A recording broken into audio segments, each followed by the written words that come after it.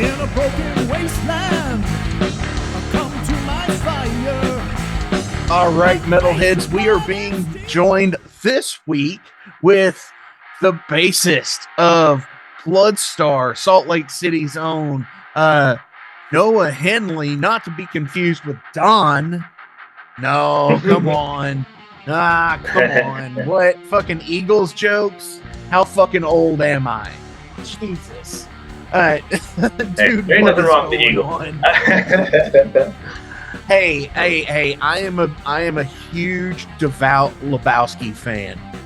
And while it's been a long day, I fucking hate the Eagles, man. Exactly.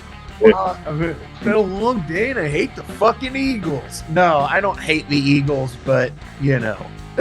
Yeah, it opens itself up for some jokes. I get that. It's like, have you ever seen the heavy metal dude where he's just like, you know, talking about rock and roll and all the shit and like, you know, rock and roll is about fucking rebellion and now you fucking give a shit because you joined a fucking party. You know, it's like that. It's like the Eagles are that now. It's like, fuck, you were about rebellion and fucking in the desert with fucking hot fucking Spanish chicks and now it's fucking, you're part of a fucking party, man. What the fuck? Rock the vote, Don. No. No, dude. How is this is like a fanboy moment for me because like I've been following you all for quite some time. Like I always wanted to have you all in the inaugural year, but as time has went by, here we are in the 300s of episodes, and now you're finally here, and I'm like, wow, it's fucking Bloodstar. Well, yeah, thank you, man. Appreciate it. Yeah, it means a lot. I'm happy to be here. I'm glad it worked out and panned out where we could make this happen. Hell yeah. Absolutely. So, with the band, you know, as per the Metal Archive, shows you all starting in 2017. So here we are around that 8-year mark for the band. Mm-hmm. And you've kind of had an interesting career with the music. You've really only put out First Sighting in 2023. Everything else has been singles and whatnot. So how is that with the longevity of being in this band 8 years and only having one full length? I would say as far as that goes, basically it took a minute to get the songs together the way that we wanted them. You know, we did a lot of edits on the arrangements and a lot of things like that just to get them to be as good as we thought they could possibly be, right? Like we didn't want to put out some half-assed product, you know. We didn't want people to be underwhelmed by it, you know. It definitely took a minute to get going, but we were busy during that time for sure. There was a lot of writing happening. Some of those songs that are on that date back until like I'd say kind of like 2018 for sure. We played Fearless Priestess on our first tour with Night Demon, so that one was around from day one basically, and some others not that far after that. You know, a lot of it I'd say the seeds of the songs, the basic ideas of the songs came from either Jason or myself, mostly between like 2018, 2020. And then late 2021 to 2022 was pretty much recording and getting all that going.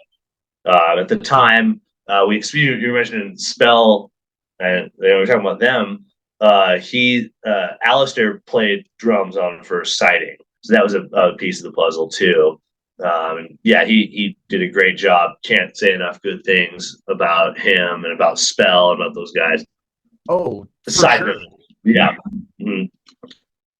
so it just, you know, it took time to get it the way we wanted it to be. Well, in the shortest way of putting it. That's what I'd say.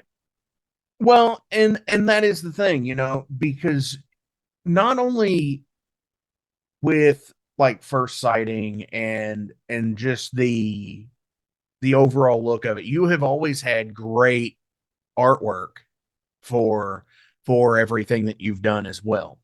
And the packaging, like the 7-inch of the Fear, I love, because the one I have, is the splatter. uh I love it. And it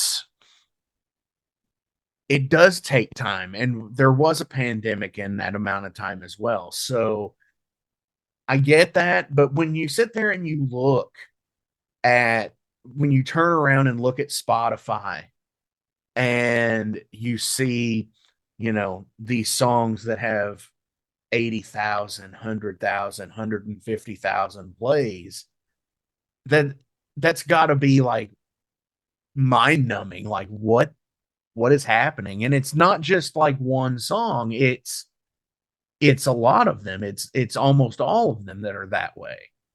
So that's got to feel good, being a musician, and being into this 8 years with the and I don't want to say limited amount, but the quality of the amount of what is out there, because there's bands out there that have had like 4 and 5 and 6 albums in that amount of time.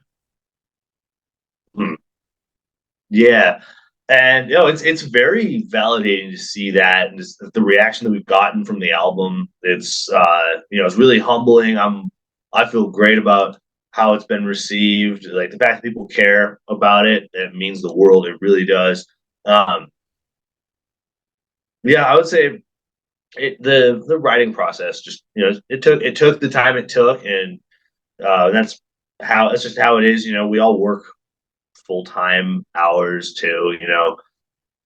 So we're working around that. Are right? you comfortable with what do you do for a day job?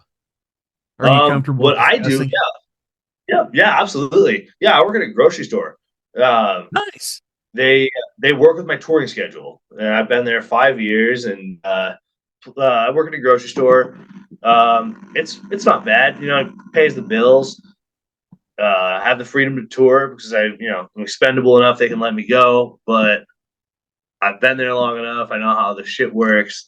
So they want to keep me on, and they work with the touring schedule. And it hasn't been that bad over the last couple of years as far as that goes for what we've done. 2023 was kind of intense. Um, then, last year we only really did the one tour. We did the Hell's Heroes in the Midwest. But this year, we'll see what happens. Yeah, last year you all were supposed to have some touring go on, but you had an accident happen. Yes. Yeah, there was an injury within the band. Yeah. Yeah. Because we were actually supposed to play together in Indianapolis with Sanhedrin, and that you would have all. been sick. And That's right. Yeah. and I was like, shit. It's just like, I've been like waiting to see you guys for so long, because like coming through this area, it's like everybody it's the black hole.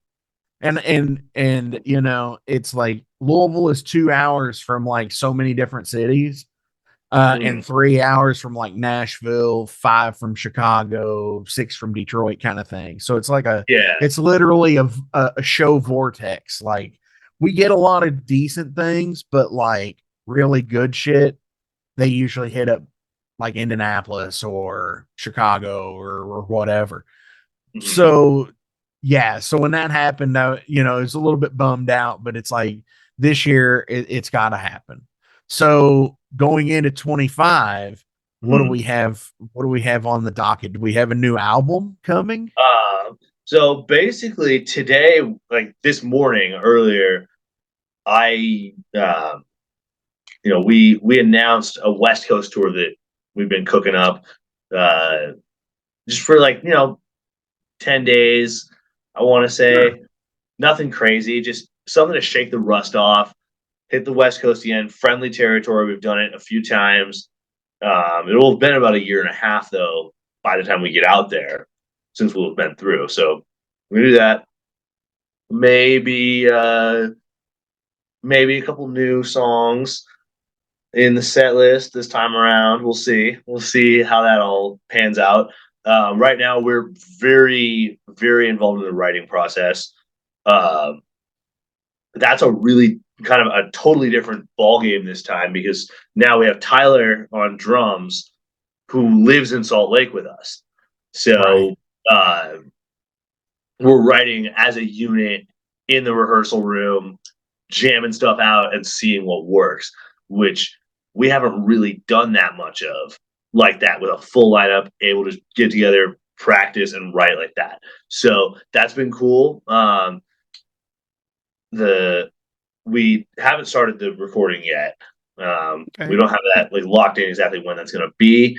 But again, just like the last one, we can't rush You're how we want right. it to be, right? Because But it has to flow. mhm, And you bring this up for a second. I want to backtrack. mhm. You had mentioned, with Tyler being in the band, being in SLC with you all, and being like there. Do you think that it's imperative for that as a band to work that way to achieve the best product and to achieve the best songwriting? Or are you also, do you believe in like the distance recording as well? Obviously with um Al and the band for the first uh, album, it mhm. was a distance recording. But like, is it one of those things that like that you would be into doing? Yeah, I mean, I think it's what works for every band is different for every band. Sure. Uh, I don't think there's really a hard and fast way to do it, like a set thing. You know what I'm saying? Uh, I I like this is it's been cool doing it like this. It's definitely been different uh, from how we did it, Well, but and a prime lot of bands example do of make it being for different is the flag behind you. yeah. Prime example of doing things in a different manner, like what you're saying, is the Oh, high high spirits spirits. flag. Yeah, Yeah, yeah. Well, I know because that's all Chris, right? yeah, Recording the stuff, and that's great. He does a great job. You know, we all love high sure, spirits. Like that was a band that inspired us when we were starting the band. Honestly, as far as new bands go, big time. You know, he writes great hooks. Those songs will stick in your head forever. oh, And absolutely, yeah, we and all love high spirits. Yeah, he's exactly that's a good example of a different way of running a band. And I think now in this day and age, things are so all over the place and everybody's lives are how they are that every band's dynamic is going to be different. And as long as the drive is there, people will make it work however sure, that looks. You know, right now it happens to be where we're doing things in a more old school way, like writing in the room as a unit, everyone lives here. But yeah, I don't think there's necessarily like one right way to do it.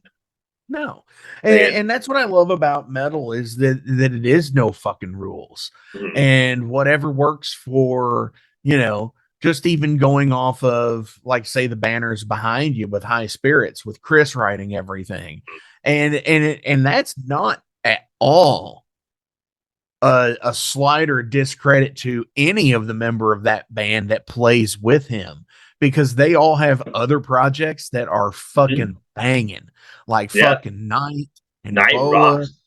Yeah, Basher with Bobby, yep, fucking, oh my God. Fucking, and then, even back in the day with Bobby fucking playing with Savage Master and even doing that shit. And a lot of that was Adam. So, but I mean, again, and what happens, what works for Riot City works for Riot City, and what works for Overload and Ice Owl and Bloodstar. And I love how everybody has their own way of doing things, but achieving such awesomeness of what they can do. Like I don't know. It's like I said, like listening to you guys on Spotify, and I know Spotify is kind of like the fucking, the faux pas, the devil, Yeah, the whole it, fucking thing, right? But yeah. like, I mean, but yeah, but I when use you it see, too.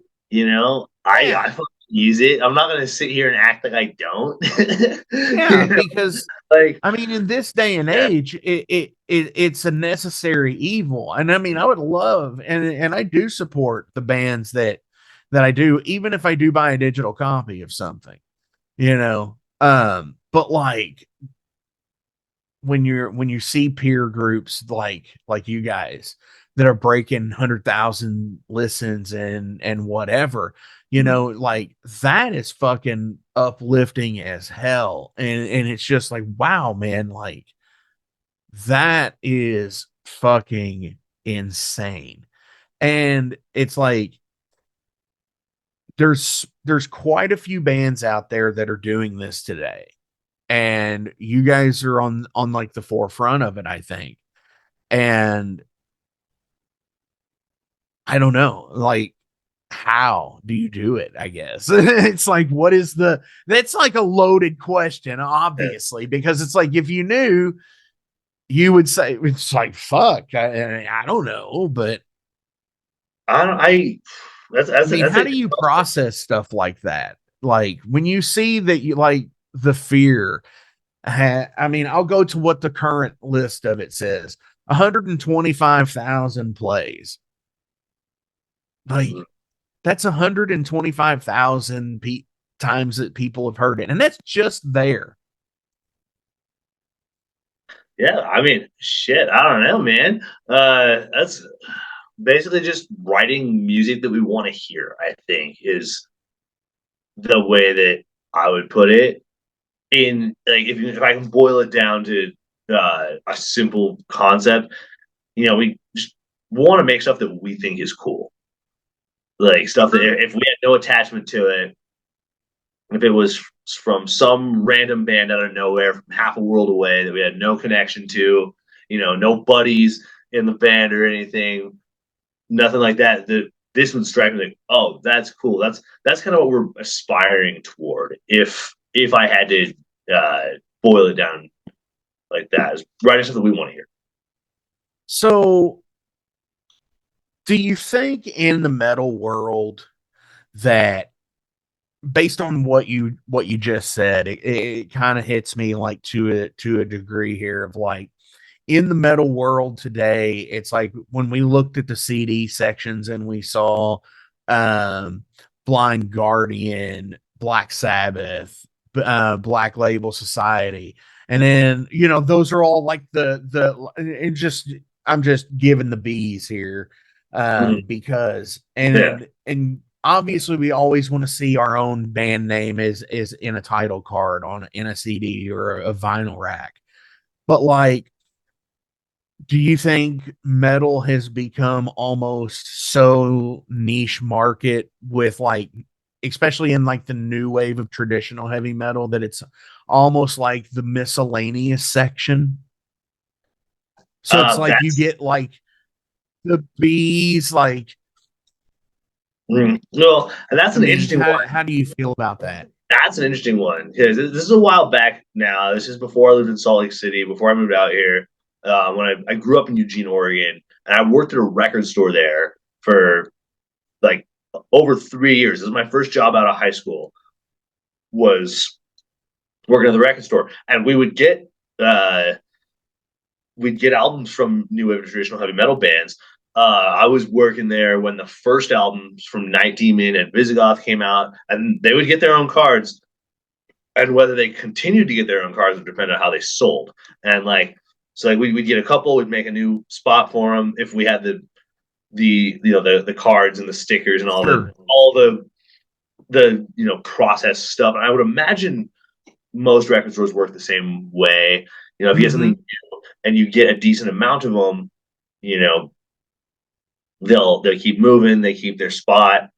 Uh, Yeah, it's yeah, like you're I, putting I think it. a bunch of bands we're probably in a bunch of miscellaneous sections. We would get the like one or two copies of certain like Hell's Headbangers releases or something like that, we would get those for sure. Sure. And like, yeah, and some would end up in the miscellaneous. And I'm fine with that. You know, I think people that like the kind of stuff that we do, you know, new wave of traditional heavy metal, whatever you want to call it, people that are into that and are looking for that at record stores probably would know to look there, because we all know this is a niche thing, right? Yeah.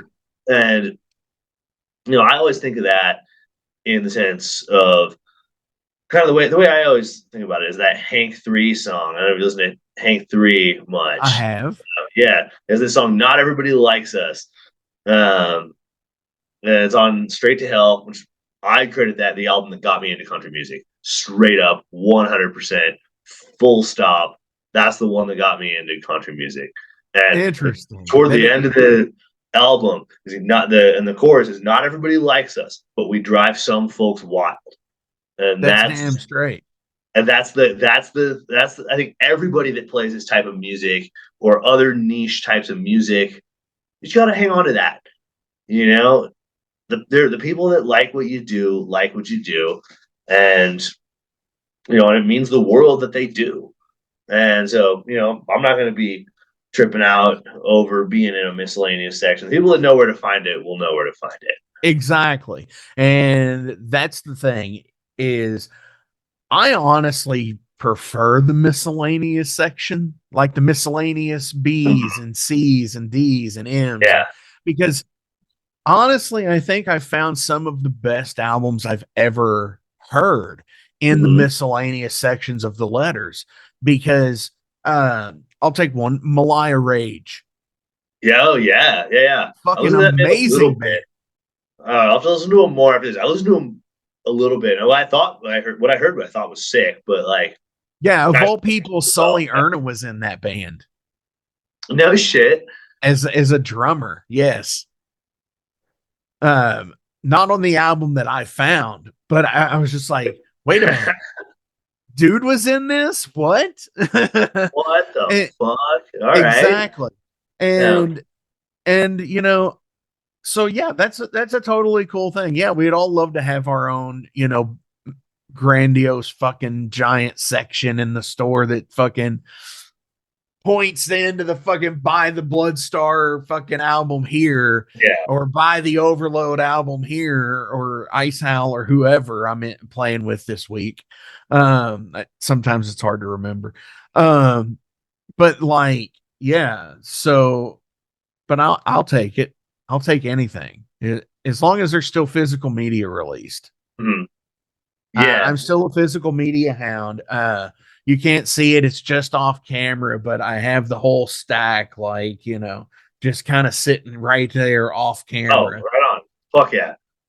And it's not just limited to anything, because I just cut the cards and I found Mozart right above Corrosion of Conformity. So, yeah. Well, and that's a good way to be, I think, because the way I see, like, I'm not gonna just sit and listen to one type of music. No. If I did, it's like, am I gonna eat one type of food for the rest of my life? I mean, I love pizza, but I'm not gonna only eat pizza for the rest of my life. And I don't know. Hang on now. We're getting into the food talk, and I'm a big dude, and we usually break into something food related later in the derailed segment. All right, we can put the food on the back burner, so to speak. Hang on now. But I mean, you do say pizza, but pizza's pretty fucking versatile. You can make pizza anything. You can fuck it. I mean, this is what the fuck is about. Pineapple on pizza. Does it belong? Yeah. You can make pizza out of anything. That's true. I'm a staunch defender of the barbecue sauce and chicken and bacon pizza. I love those. Like, Soul Brother. Yeah. I go to this little neighborhood joint called Domino's, and they I totally get that, the barbecue sauce, chicken and bacon pizza there on thin crust. Dope. Maybe some jalapenos something on there. Yeah, it's great. And it's totally good shit. But anyways, we're talking about the music still. Yeah. You're right. It's like, why would you want to listen to just one thing anymore? And you bring up Hank the Third, you know, and I grew up. My dad was a listener of, you know, classic country and stuff like that, like Hank Sr. and Waylon Jennings. And, oh yeah, oh I love Waylon. You know, I love. Oh Waylon hell Jennings. yeah, He's great. and some And of the Willie you know Nelson, Johnny Paycheck, George Jones. yeah, and yeah. you know, just as much as like we get into these arguments over the, you know, this person being a piece of shit, like, you know, fucking, I don't know, Phil, you know, fucking, Anselmo, that guy. Yeah. You know, we always talk about Phil being a piece of shit, but, and I mean, granted, there were pieces of shit in fucking country music too. And it's kind of hard these days to, like, you know, it's like, do I still listen to Pantera? Not really, because of it, but like, and I don't listen to certain people like that. Like, and I'd love to listen to fucking like Charlie Daniels again, but he was apparently a piece of shit. So I didn't know that until like recently. But like, no. So yeah, it's like listening to one style of music, you can't, I don't think you can be an artist of any type, whether it be in film, in physical media, like, you know, painting, whatever, and just stick to one thing. You have to, it's all relative, I guess.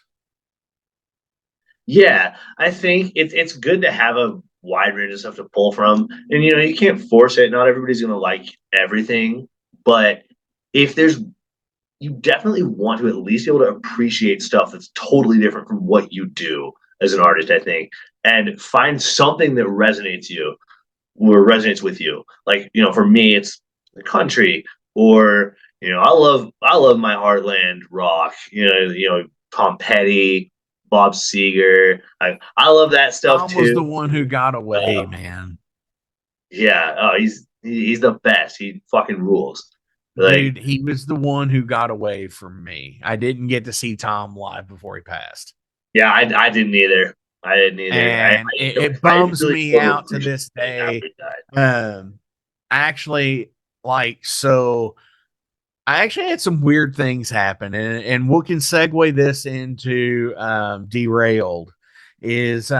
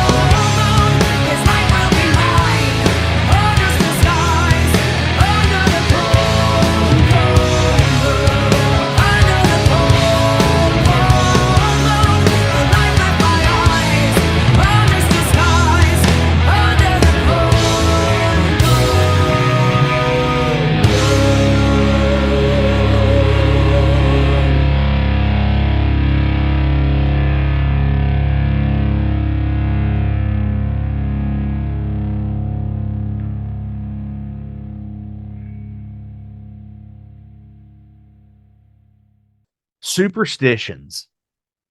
Uh-huh. Are you a superstitious person?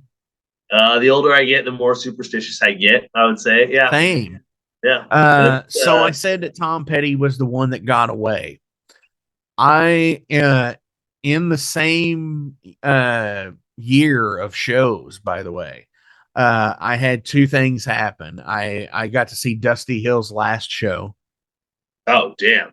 All right. Like he was sitting down playing the set, and he went home right after that and passed away a week later.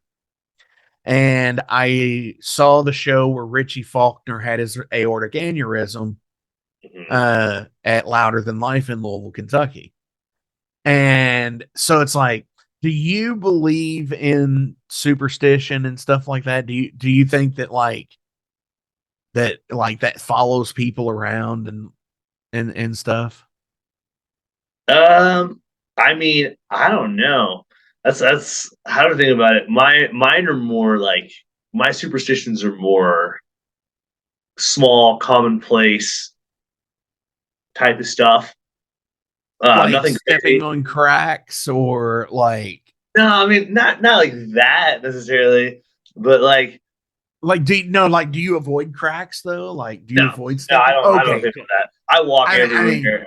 Yeah, no, I'm not that far into it. I don't I'm like know. OCD about that. So I'll be like, if you've ever seen the movie As Good as It Gets, where Jack Nicholson's dancing on the fucking sidewalk around them, that I'm not like that, but like I'm kind of like that.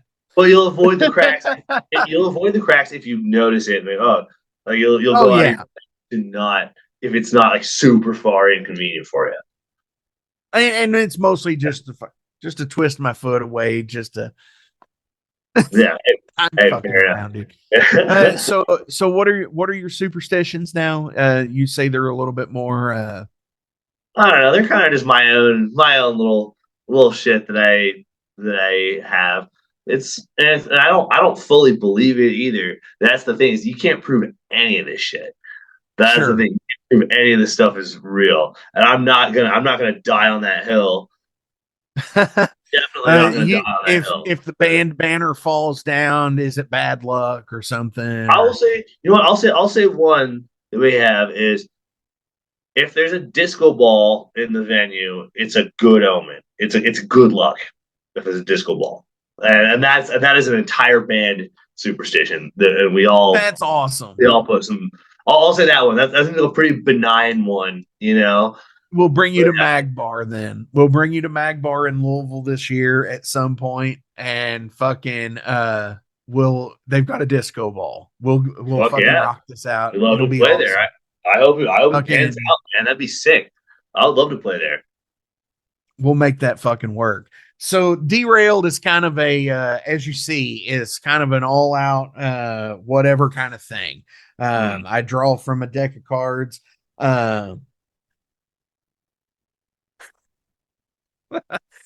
Some hypothetical questions is like, if hide and seek was an Olympic sport, what would it be like?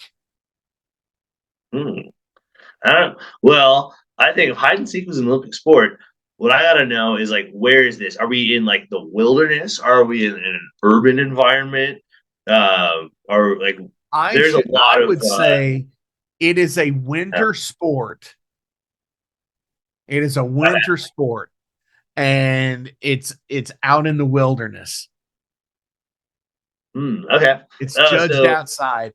And the only reason why I say that is because then you've got to bring in like a fucking survivalist instinct to it, because you've got to fucking find somewhere that's not going to be as fucking cold as hell, or you got to fucking an icicle. So also then, so if you're a seeker or a hider, do you each get your own individual gold medal structure for that then? Because if your job is to hide and, you know, be discreet in the snow, that's a whole different set of skills than it is if you're hunting motherfuckers down in the snow. You know what I'm saying? So like, so does each side get their own medal structure, or is it like, and how many people are on each team too? It's got to be timed, I would think. It would have to be in time. Yeah, It would you have can't to have people be freezing to like death. you have Yeah. like yeah, you have like 18 minutes. Just an Mhm. arbitrary number. Okay. You know, if football is broken down into 4 15-minute quarters, broken down into two halves, uh, you know, we could totally do that. 18 minutes sounds about right. You have to get your met to it's a based on attrition. It's a Mhm. give and a take. There you go. I'm thinking this through. Okay. This is Okay. awesome. It's based on attrition. The more seekers find the people who are hiding, that's how you weigh out the medals. Mhm. So if you get like Okay. 60%, then boom, you probably achieved that gold medal. It's like, oh, they've got gold medal status at 66%. They found 66% of the people. Mm. Okay. Yeah. But if they Yeah. can't find them, but if they Mhm. can't find them, then the hiding people have Yeah. that medal. You know what you'd probably need is you probably need a bunch of space, like, a few square miles worth of territory, and uh, a I'm decent gonna amount of say people on this each team. sounds vaguely familiar to George Carlin's prison farm skit from the 90s. Where you're like, you got to rope them in and you got to put these electric fences up and you put them in square states. uh, if you could go to any amusement park that you could design, what would be the main attraction? Damn, I don't know, dude. I've never thought of this before. Uh, the amusement park. The Noah Henley experience. What would be at the amusement park? Honestly, for me, it'd probably be like, if I can design, can we extend it to just to like my own territory. You could call this an amusement park, my own territory, like maybe like a city block.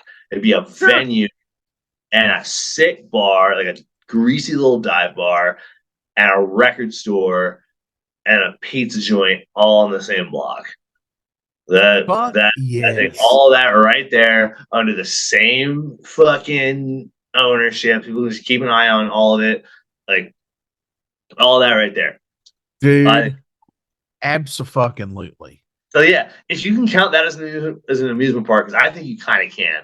Like for Yeah. us, that is what an amusement park would That's be. amusement park would Yeah, be. It's like, yeah. dude, I For I rockers, went you to know what I'm fucking saying? Legions of Metal last year and had what the closest approximation to what I refer to as a religious experience. So Yeah, yeah, it's a fucking amusement yeah, park. Yes, I was just like, Ishmael, I'm home. you know, yeah. fucking. So yeah, totally would do that. And thinking about stuff like that in this day and age, it's become such a fucking unattainable goal. Mhm. And I mean, because Yeah. if I were born 30 years earlier, that would have been a reality that I could have done. Mhm. But since I am, born 30 years later, you know, it's like with the way business in the United States has been, finagled and put such fucking like bureaucratic bullshit and red tape and all this fucking sanction shit. It's like you need like a couple of $1 million to even start anything. And Yeah. it's like, who has that fucking money? Anything, yeah, dude. Anything cool like that is just prohibitively expensive. You Sure. can't. Because you've got the fucking liquor license and you've got to have the insurance and all of the fucking extra shit that goes with it. And it's like, Yeah, you're like footing the bill for somebody else's party at that point. But Yeah, it would be basically. totally cool. It'd be totally cool to fucking have banging ass fucking shows at a place like that. And Mhm. you know, I fucking commend so many of these independent bar owners and the places where we all play out there, like the Mag Bar in Louisville, Black Circle in Indianapolis, when it was Mhm. there in Cincinnati Legends, you know, fucking Reggie's, fucking Cobra Lounge, all of these Sanctuary, all these fucking awesome fucking places that are still in existence despite all the adversity over the last fucking at least Yeah, 15 years in this fucking country. But yeah. anyway, We got a bar like that here too. We got Aces High Saloon. I'm sure you see it on tour flyers and shit like that. yeah. It's definitely like that. It's by rockers for rockers.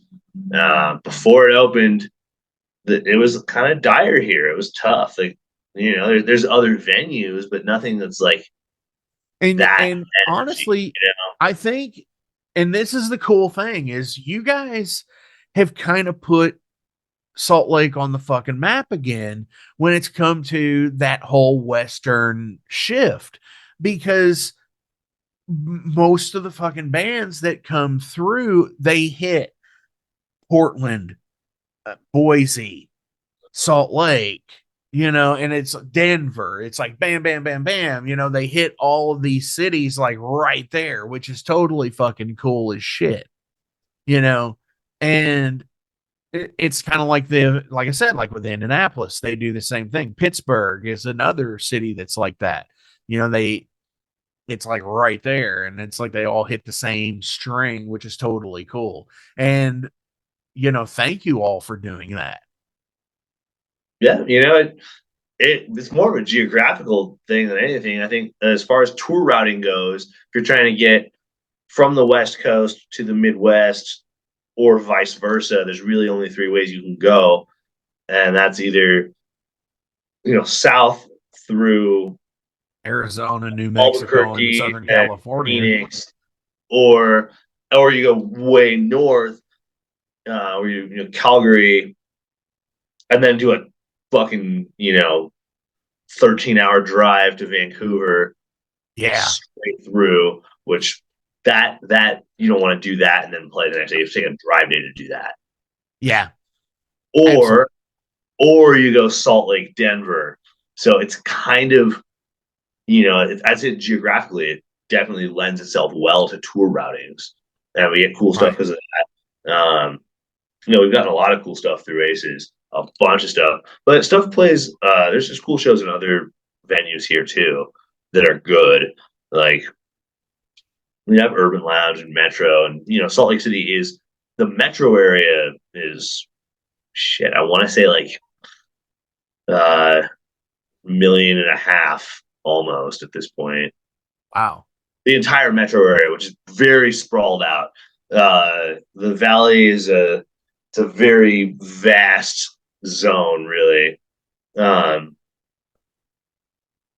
Yeah. There's Hell there's yeah, awesome man. play. There's cool So, stuff here. There's stuff going on. There's cool bands here. oh, Um, absolutely. So speaking of shows, yeah. bringing back up the bars and everything, um, when shows are sparsely attended, because Mhm. we've all played those shows where there's Oh like yeah. like Oh yeah. 30 people in a place where 100 looks full, and 30 people is like, I wish there were more people here. So, Mhm. like, in a sparsely attended show, why do you think people stand so far apart, for one, and for two, so far away from the stage?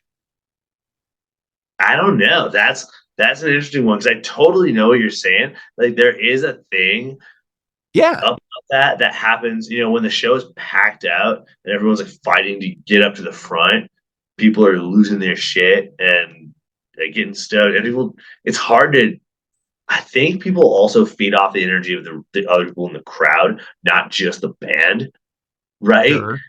So I think there's some of that going on, maybe. And then also, like, I think if there's less people, there's more eyes on everybody. So it's like you don't want to like. There's some kind of maybe a little bit of self consciousness See, going and on. I'm always the dude that's doing that. I'm like looking around at the fucking show, like, man, where's everybody fucking at? Like, as I'm standing there watching the show, you know. So yeah, I get that too. Yeah, I mean, I'm only speculating, but it seems like that's kind of what's up.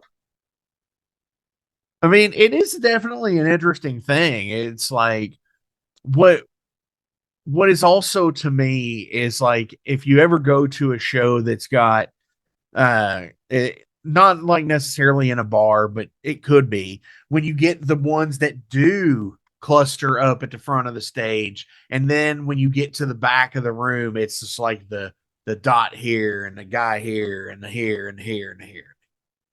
You know, it's like they all just like start spreading out, you know, once you get to the back of the room, which is interesting too.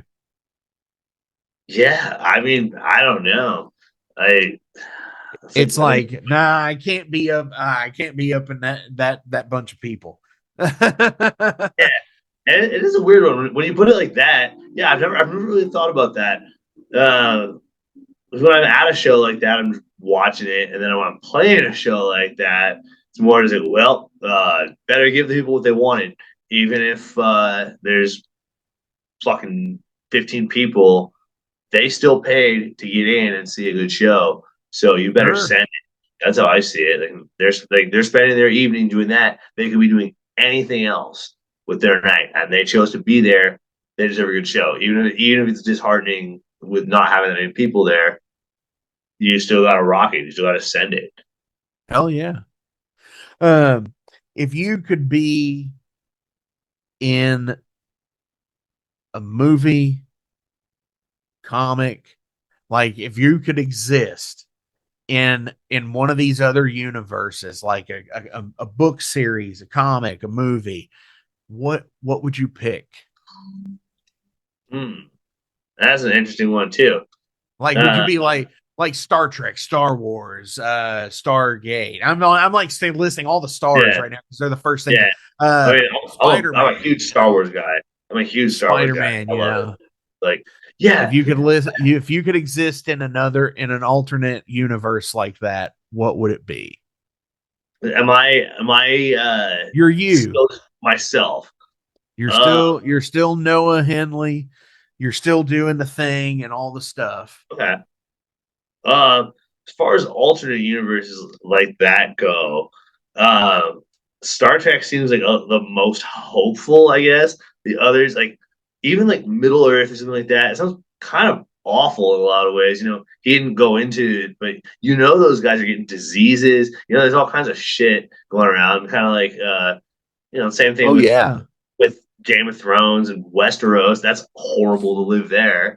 Um, and you know that stuff's happening in Middle Earth too, even though they're not talking about it. It doesn't fit his grand story, you know, his Yeah, mythology. the whole But you thing. know that in reality that would be happening. So all that's out. No chance. Star Wars seems like it could be cool if if you were in the right star system and lived the right life, or you could be a slave on Tatooine, or something like that, right? Just saw the all right. Time out. All The right. best meme ever. It shows a picture of Palpatine, the dignitary, and Vader with the stormtroopers from Return of the Jedi. And it said all of this could have been avoided had this man only taken Republic credits. And showed a Yeah, picture of right. Watto. yeah, yeah, yeah, yeah. No kidding. Oh, that's so funny. But yeah, you're absolutely right. I mean, you could be born into privilege like on Naboo, Yeah, Amidala Batman. was, Yeah, like yeah. Padme was, That yeah. would have been dope. Or That you would have could been be, great. or Yeah, you could have been born into fucking, or you could have been born on a fucking sand planet and fucking been a yeah, slave. yeah. Or you're just like gutter trash in Coruscant, and they go into the underworld of it a little bit. They didn't even scratch the surface of how gnarly that would have been. Like an entire planet. See, I wish that, especially since Star Wars has been rebooted, they would just rip the Band-Aid off and do a rated R one that goes it would be into. so great. It would be great. Like, let's get into the grit that they're just starting to hint at, but they're too much of wimps to really go for. I think like they did with in Solo. Mm-hmm. Yeah, Like, they kind of scratched the surface, but that one still didn't get as gnarly as it could have. See, Oh, I would like no. to see that. I would like to see like the horrific shit that is happening. That like they'll go into in the comic books, and like they'll go into a little more then. But I think that they should just rip the Band-Aid off at this point. Like, Oh yeah, let's absolutely. give the people what we want. I mean, maybe that's what's coming up next for the Filoni verse. Yeah, it would hope. definitely revitalize it. I think what they should start doing too is go into some more of the Old Republic stuff. Like, yes, that would be the move. You got all these spin-offs that are happening at the same time as the regular saga, basically. It's like, dude, there's thousands of years of lore leading up to this. You go into some of that like Old Republic era, the rise of the Sith when they first started, before they got dwindled down to 2 people, Sure. like go into some of that. That would be the sickest. Oh hell yeah, dude. I like the new Jedi Order stuff that takes place like 30 and 40 years after Empire Strikes Back and Return of the Jedi and all of that. That's like, well after like Luke's like an old man and shit. Yeah. Where the Yuuzhan Vong or whatever they were called. Like Thrawn and that era. Which is well, no, it's even well past that. It's like a long time after all that. But like where they basically scratch the surface with the Ahsoka series now, where they've left the known universe. And are outside. I never watched that one. Oh, you haven't? It's good. Yeah. It's actually really, I think it's really good. Okay. What do you value most in a friendship? No, that's all right. That's definitely a sharp turn. I don't know. That's a really good question. I'm fortunate to have a lot of really, really good friends, like people that matter a lot to me. I think being able to trust somebody is a huge thing, and like that's probably it's like half of that, and then half just do we have a good time hanging out?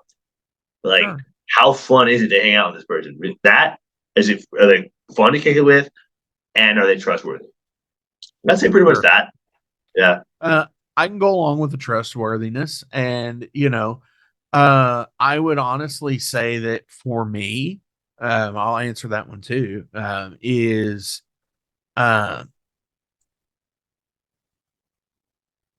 compatibility. Like speaking the same language kind of thing. That is like, to me, like what a real friend is. It's like you have that, like, that thing that did you catch that?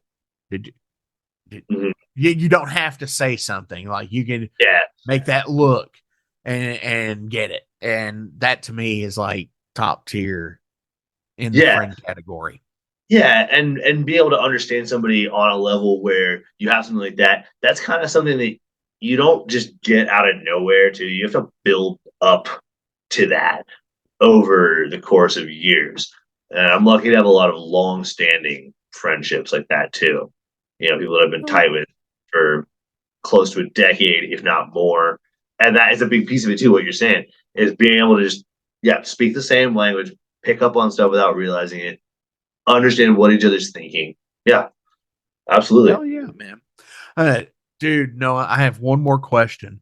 But Yeah. before we get to it, as always, links, they're going to be listed below. So please give likes, shares, follows, go do all the things and all the stuff. Buy the merch, support these awesome fucking people on tour when they do go, because hey, that's what it's about. Seeing the band play live, buying the CDs, the vinyl, the t-shirts, touting it, waving the flag for metal out there. Because that's what it's all about. Metal. Do you have anything else you would like to promote or any shout outs you would like to give today? Right now, as far as talking about what to promote, this West Coast tours, anybody who's listening who's on the West Coast, we are going to be playing a bunch of cities out there. The last half of April. Check the tour dates. They're on Instagram, Facebook, everywhere. There'll be more details about those shows coming out soon. We got some killers on board that we're playing with. We got Silver Talon playing with us in Eugene and Portland. And those are going to be really fun fucking shows. We got Time Rift playing with us in Portland, and they just put out a new record. Go check that out. It's fucking amazing. Yeah, they're really good. I have a history with Silver Talon. I Sure. tours with them, filling in on bass, and I recently did a gig with them in Portland, a one-off kind of deal, and played a couple of. They got some new stuff coming down the pipe too. Keep an eye on that. We got Greyhawk playing with us in Seattle, and that's going to be really cool. They're a great band, great guys. I saw them in August of last year in Portland, and they crushed. They're worth checking out. So yeah, we got, and there's a bunch of others too. There's all kinds of cool stuff we got going for this tour. Those are just the first few that come to the top of my head. So yeah, keep an eye on that. Mostly we're trying to finish that up and get the recording done, but there might be more gigs down the pipe later in the year. I hope so. I would love to get out there and play. We got to get the writing and the record done too. So we're going to be busy no matter what. Hopefully, if not before the next record, after the next record is out, we'll be hitting it a lot harder, going to places we haven't been before, places we haven't been to for a while. Hopefully, East Coast, hopefully Europe again, all kinds of shit. But until if a good offer comes through, then we'll do what we do. But right now, it's rewriting time pretty much. Other than this West Coast tour. But that said, we're not opposed to taking stuff on too if offers come our way. Sure. Absolutely. Yeah. Fuck yeah, man.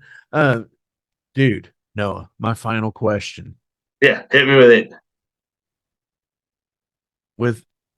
With the legacy of Bloodstar, what is it that you would love to leave behind? Oh man. Now you cracked one. So, when I was younger, I used to care a lot about leaving stuff behind. And I used to be really wrapped up in it. It was part of what got me into music, is wanting to leave behind albums people would listen to. Right now, I don't really care that much. Once I'm gone, I don't know. I'm gone. It doesn't matter what happens. I think eventually we're all going to be dust, right? Sure. So I don't really worry too much about it. I would say more what I concern myself with is how do people now react to it?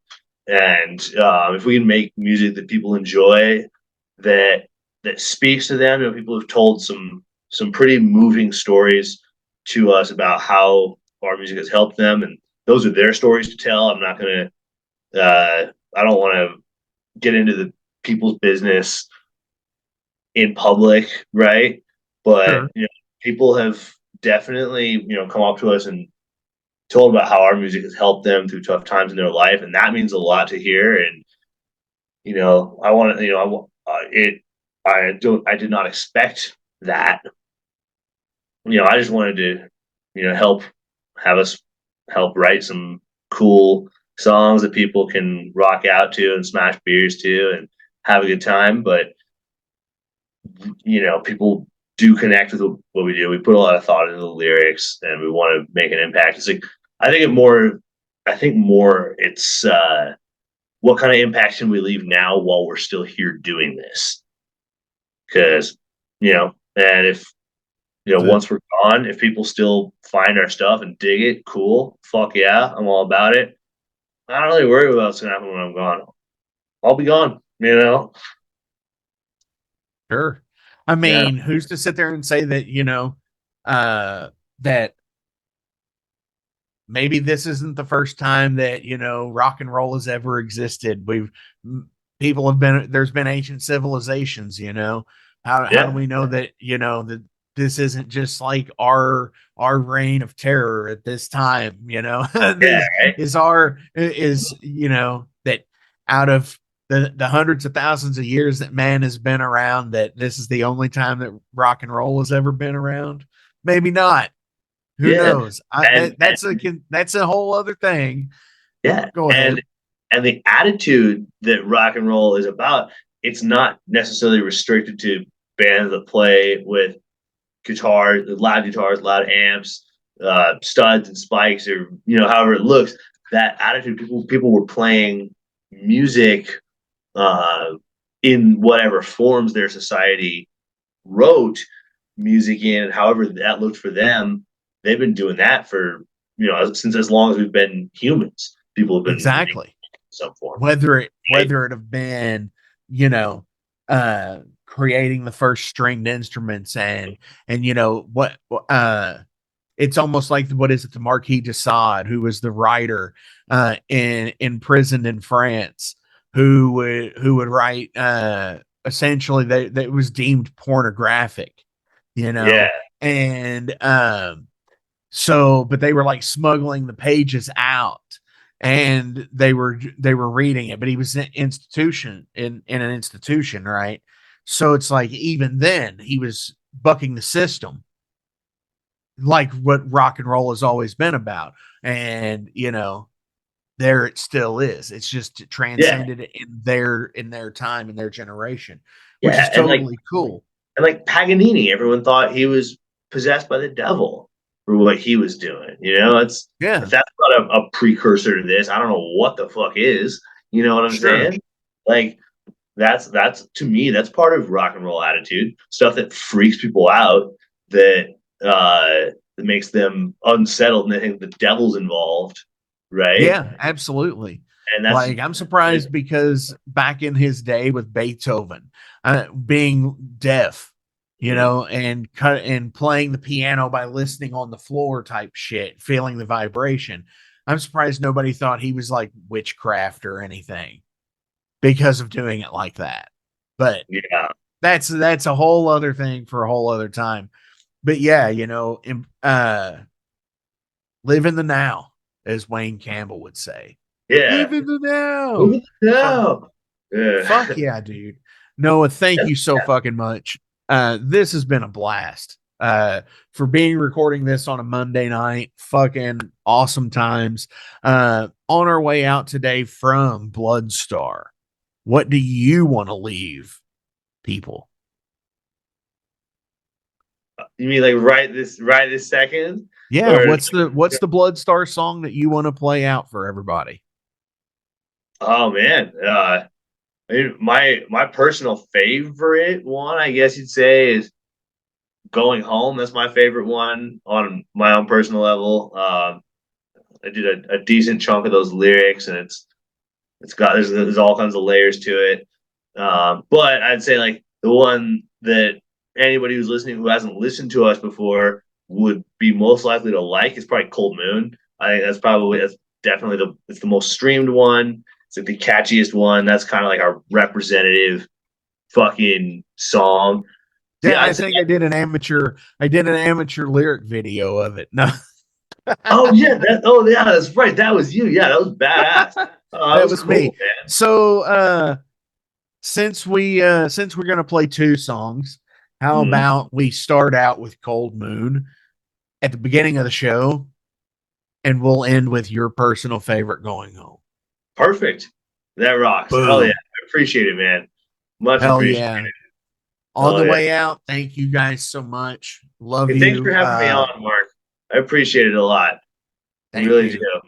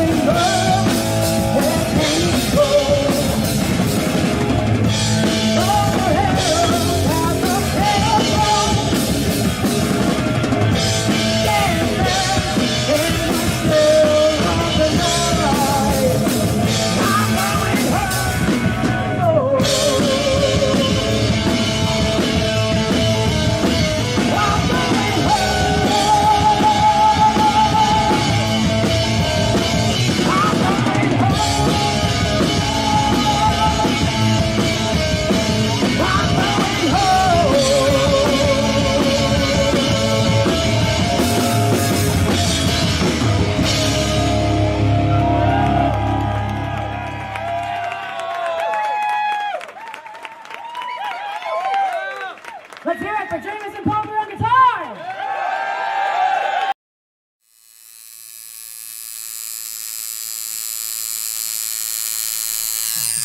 Hey metalheads, you like tattoos? Of course you do. If you're in the Louisville, Kentucky area, come on over the bridge to Clarksville, Indiana, and get you some ink done at Ageless Art. If ink isn't your thing, they have a piercing studio as well.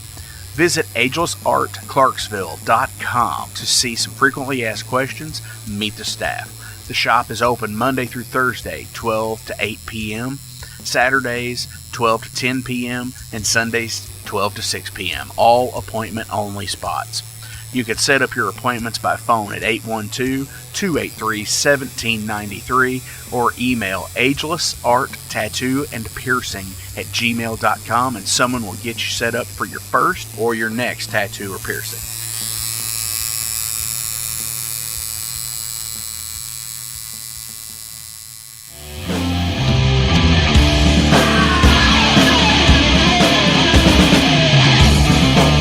Hey metalheads, after going to a rager, what's your ultimate go-to? Mine is totally pizza. So when Overload is playing, or I'm promoting the Metal Forge live showcases, or the big goddamn metal show, I go to Pizza Donisi. Pizza Donisi is gourmet artisan pizza from right here in Louisville, Kentucky. It features things like the pizza of the month to sandwiches, and also vegetarian and vegan options, which is so totally fucking cool for all of it's awesome pizza. You definitely want to go. Hey, and also from time to time they do cannolis. Oh, so fucking good. You know what they said, man? Leave the gun, take the cannoli. Yeah, just like that in Godfather. They're located right next to the Mag Bar at 1396 South 2nd Street. So either stop in or call in at 502-213-0488. They're open till midnight. The witching hour.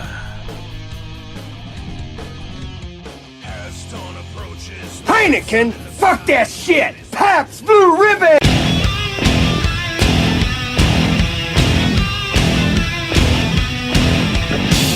Hey metalheads, you all hear me talk about Mag Bar all the time.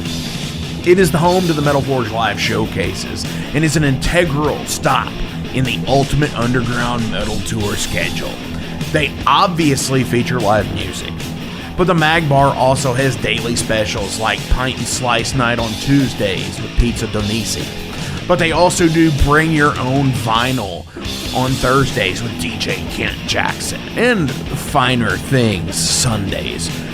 Located right next to Pizza Donisi at 1398 South 2nd Street, open 3 p.m. to 4 a.m. 7 days a week. Get your asses out to the Mag Bar. Rock out.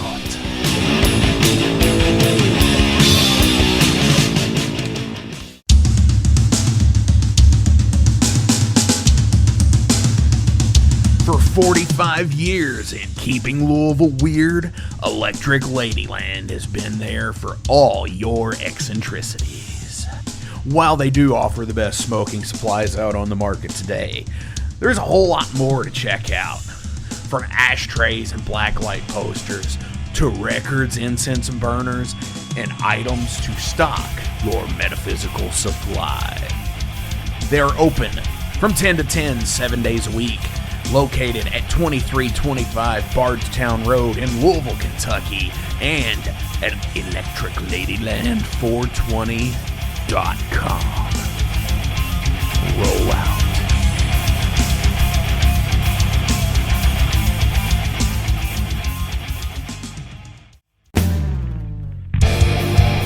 The year was 19...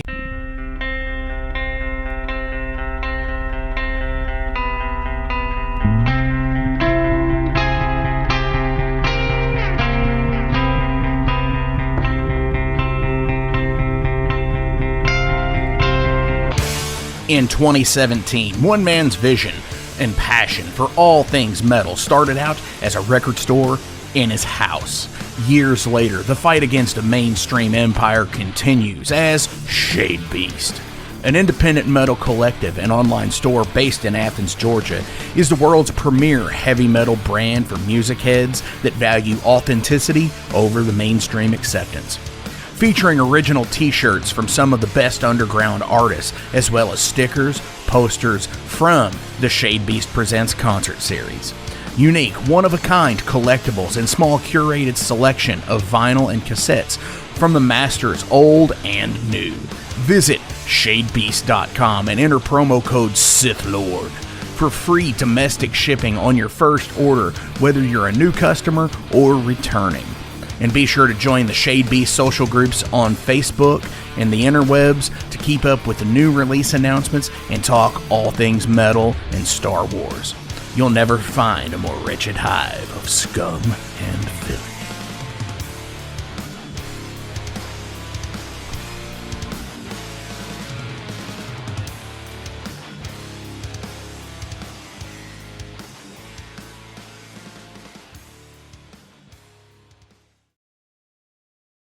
Welcome to the night.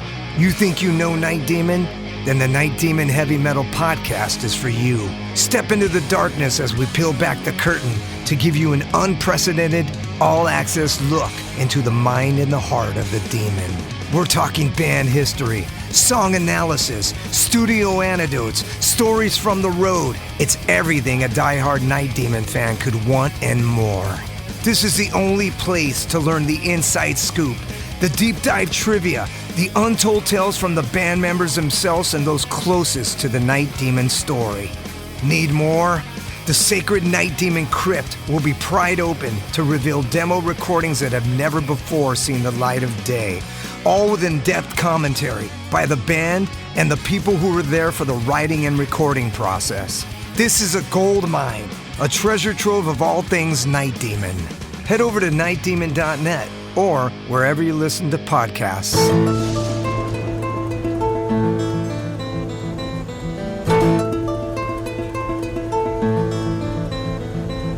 Since 2013, there has been a calling from the underground, from the graves of all those unholy, and they decided to make a zine to talk about all of this. Soul Grinder Zine!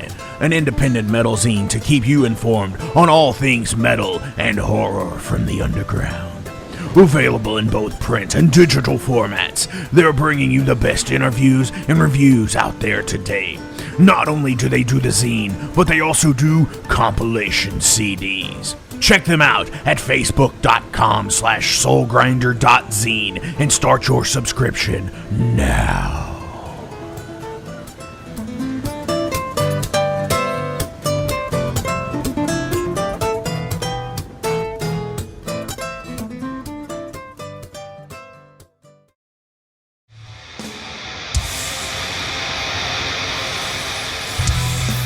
Hey everybody, let me tell you about the new sponsor to the Metal Forge, Unchained Tapes.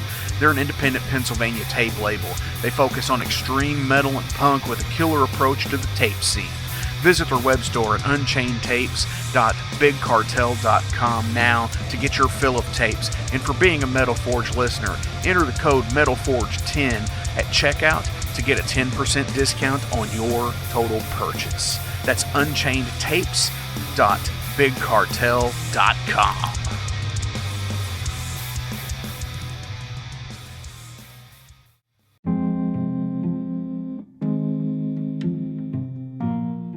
What's up, Metal Forge fans? This is Alan Bishop, the alchemist of Indiana's Black Forest and head distiller at Spirits of French Lick.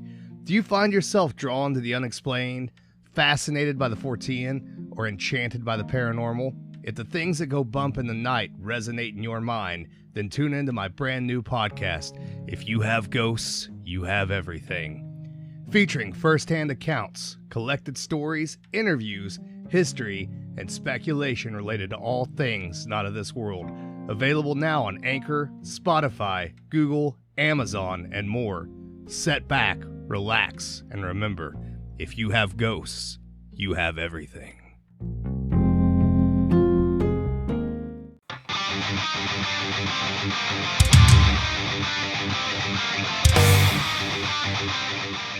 Hey, let me tell you guys about Mercenary Press. They're an independent London label and distributor of all things metal. Mercenary Press delivers the goods from their own independent zine. Trust me, you're going to want to get in on that. To distributing various bands from all over the world, including Cramp from Spain and Sadistic Force from Texas. Visit mercenarypress.bigcartel.com to find out what all they have in stock and what you can order. And for Metal Forge listeners, enter code METALFORGE10 to receive a discount on your total purchase at mercenarypress.bigcartel.com. Check it out now.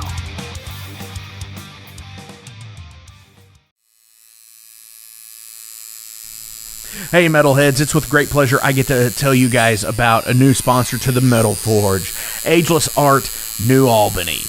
After 20 years of owning and operating Ageless Art in Clarksville, Indiana, Phil Garrett had a vision for a new type of tattoo studio. Something that is clean and modern, sleek, refined, inviting. And he's done just that with Ageless Art in New Albany. You can find it at 2736 Charlestown Road, New Albany, Indiana, 47150. Business hours are Monday through Saturday, 11 a.m. to 7 p.m. Sundays are 12 to 6. All sessions are appointment only, so give them a call and go get you some new ink. Or if it's your first time, go get your first one, baby.